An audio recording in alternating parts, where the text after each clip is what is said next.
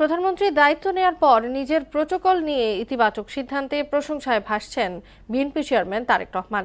বহরে গাড়ির সংখ্যা মাত্র 4টিতে নামিয়ে ট্রাফিক সিগন্যালের নিয়ম মেনে অপেক্ষার নজির স্থাপন করেছেন তিনি।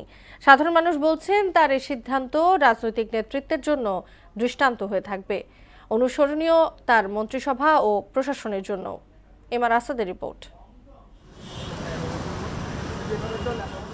রাজধানীর কর্মব্যস্ত রাস্তায় অন্য সব যানবাহনের সঙ্গে সিগন্যাল পার হচ্ছে প্রোটোকলের একটি গাড়িবহর।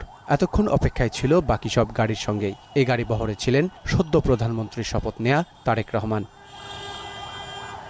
তার এই ভিডিওটি সোশ্যাল মিডিয়ায় আলোচনায় আসে। সাধারণের কাছে তা হচ্ছে প্রশংসিত। ভালো একটা ইতিবাচক দিক। এটা জনগণ শিক্ষা নিল এবং নতুন প্রজন্ম যারা তৈরি হইলো তারাও এই শিক্ষা নিয়ে বড় হইতে পারবে এবং সমাজে একটা সুন্দর শান্তি ফিরে আসবে। আমার আপনারই সম্পদ, এটি রাষ্ট্রীয় কোষাগারে থাকে, সে ব্যয়বহুল কম হলো, এটি রাষ্ট্রের জন্য ভালো হলো, জনগণের জন্য ভালো হলো, এর জিনিস অনেক সবার জন্য মঙ্গল। এর বাইরে আরও কিছু সিদ্ধান্তের কথা জানিয়েছেন বাংলাদেশের নতুন প্রধানমন্ত্রী।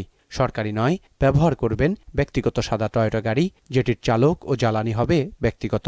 13-14টি থেকে কমিয়ে বহরে থাকবে মাত্র 4টি গাড়ি। নির্দেশ দিয়েছেন সড়কের দুই পাশে পুলিশের দীর্ঘ অবস্থান বন্ধের। কেবল রাষ্ট্রীয় অনুষ্ঠান বা বিদেশি মেহমানদের সফরের সময় গাড়িতে উড়বে পতাকা।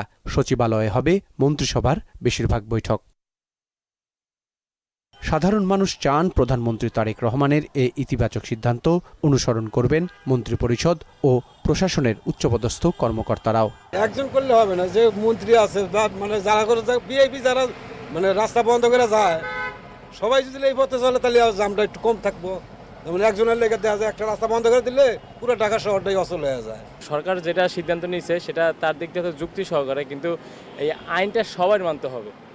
আমরা যখন সবাই একটা আইনের অনুসারী হব, তখন আমাদের দেশ, আমাদের রাস্তাঘাট সব উন্নতির দিকে চলবে। তারেক রহমান একা করলে হবে না, এখানে তারেক রহমানের যাতে যারা কলা কৌশলী, যারা অঙ্গ সংগঠন যারা আছে, রাজনৈতিক যত বড় বড় নেতা আছে, এরাও করতে হইব এগুলি।